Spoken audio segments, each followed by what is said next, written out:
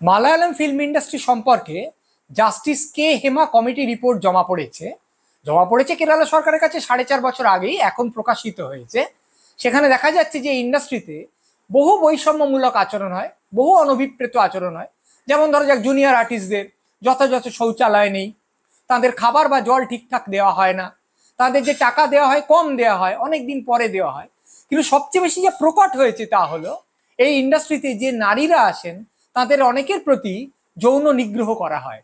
গোটা ইন্ডাস্ট্রিটা কিছু ক্ষমতাশালী পুরুষের হাতে চলে গেছে, যারা প্রায় এরকম একটা নিয়ম করে ফেলেছেন যে তারা যদি অমুক নারীকে ভোগ করতে চান তাহলে সেই নারী সেই ভোগে সম্মতি দিতে বাধ্য।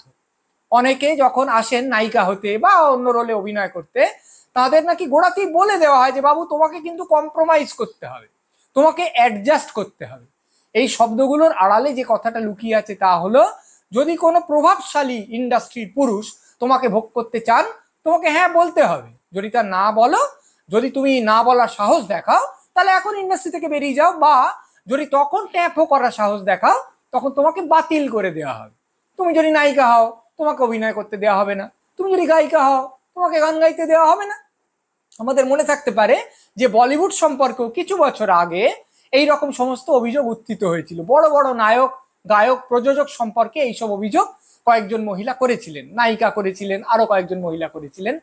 এখন সেই সব নায়ক, সেই সব প্রযোজক, সেই সব গায়ক চুটিয়ে কাজ করে চলেছেন, কিন্তু যারা প্রতিবাদ করেছিলেন তাদের কেন কে জানে আর কোনো কাজ দেওয়া হয় না। নায়িকাদের অভিনয় করতেও ডাকা হয় না, যিনি চিত্রনাট্য লিখতেন তাদের চিত্রনাট্য লিখতে আর ডাকা হয় না। আমি নাই ডাকতে পারি, আমার ওকে পছন্দ, তোমাকে পছন্দ নয়, তাই তোমাকে ডাকবো না। এই জিনিস চলতে চলতে এই আজকে না কালকে কংগ্রেসের একজন, কেরালার কংগ্রেসের একজন এরকম অভিযোগ করেছেন যে এমনকি কংগ্রেস পার্টির মধ্যে কাস্টিং কাউচ আছে, এবং ফিল্ম ইন্ডাস্ট্রির মতন এইখানেও, এই রাজনীতিতেও যে এই জিনিসটা চলছে সেটা উন্মোচন করা হোক। সঙ্গে সঙ্গে কংগ্রেস থেকে তাকে বহিষ্কার করা হয়েছে এবং বলা হয়েছে এটা মিথ্যে কথা। কিন্তু তিনি যে অভিযোগ করেছেন সেটা সাংঘাতিক। সেটা হচ্ছে, যদি কেউ এই দলে উঁচুতে উঠতে চায় তাহলে এই দলের কিছু প্রভাবশালী পুরুষের যৌন ক্ষুধা, তৃষ্ণা তাকে মেটাতে হয়, তবেই নারী হয়েও তিনি উঁচুতে উঠতে পারবেন।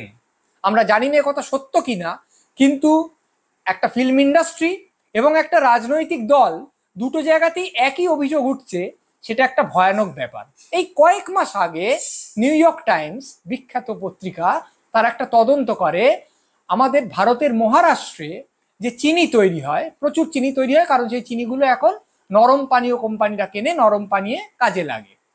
সেই চিনি তৈরি করার জন্য যে আখের খেতে কাজ করতে হয়, সেইখানে সাধারণত এরা নেয় দম্পতিদের কাজ করার জন্য, স্বামী স্ত্রী দুজনেই শ্রমিক। এইবারে এদের এমন ঋণের জালে জড়িয়ে ফেলা হয় যে একটা দিন কাজও যদি না করেন তারা, তাহলে ঋণটা বিরাট বেড়ে যায়। ধরো যাক একজন লোকের একটু অসুখ করলো, তাহলে সে আজকে ডাক্তার দেখাতে যাবে। সে যদি আজ ডাক্তার দেখাতে যায়, অর্থাৎ কাজটা না করে, আজকের রোজ তো পাবে নাই, তার সঙ্গে যুক্ত হলো ডাক্তার দেখানোর খরচা, ডাক্তার দেখাতে যাওয়া এবং আসা, এই যাতায়াতের খরচা। এইটা ভেবে অবধি তাদের মাথায় বাজ ভেঙে পড়ে যে আমরা কি করে এটা করব। সেই জন্যে বহু মহিলা যারা সন্তানের জন্ম দিতে পারেন, কিন্তু এই আখের খেতে কাজ করার জন্য যদি সন্তানের জন্ম দেন তাহলে তো বেশ কিছুদিন কামাই হয়ে যাবে, সেই ভয়ে তারা স্বেচ্ছায় অপারেশন করিয়ে বন্ধা হয়ে যাচ্ছেন। যদি সন্তানের জন্ম দিয়েও ফেলেন তাকে মানুষই বা করবেন কি করে? সে তো আর আখের ক্ষেত্রে চট করে শ্রম দিতে পারবে না, হামাগুড়ি দিতে দিতে।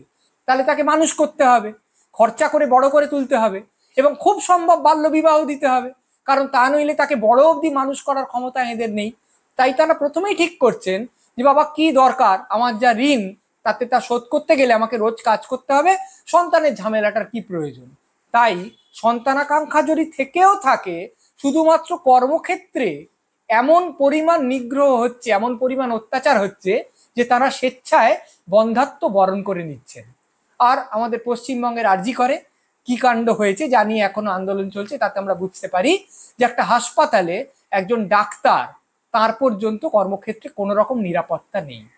তাহলে ফিল্ম ইন্ডাস্ট্রির মতো গ্ল্যামারযুক্ত জায়গা থেকে আখের ক্ষেতের মতো যে জায়গাকে আমরা একটু উপেক্ষা করি, ও তো হদ্দ গরিবরা কাজকর্ম করে, কোনো গ্ল্যামার যেখানে নেই, একটা রাজনৈতিক দল থেকে একটা হাসপাতাল, এই সমস্ত জায়গায় কোথাও নারীদের একটা কাজের ক্ষেত্রে একটা ন্যূনতম সম্মান দেয়া হবে না, নিগ্রহ করা হবে, এইটা যদি নিয়ম হয়ে যায় তাহলে আমরা কি করব?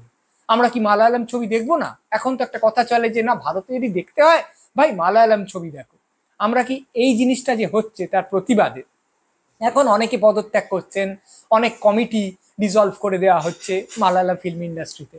কিন্তু আমরা কি করব? আমরা কি মালায়ালাম ছবি দেখা বন্ধ করে দেবো? আমরা কি মহারাষ্ট্রে যে এই কাণ্ডটা হচ্ছে তার জন্য নরম পানীয় খাওয়া বন্ধ করে দেবো?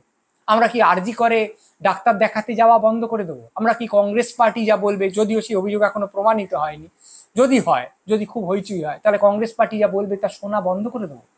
কি করা উচিত? আমরা কি সর্বভারতীয় স্তরে নারীদের পক্ষে এবং এই কুৎসিত পুরুষতন্ত্রের বিপক্ষে একটা আন্দোলন গড়ে তুলব?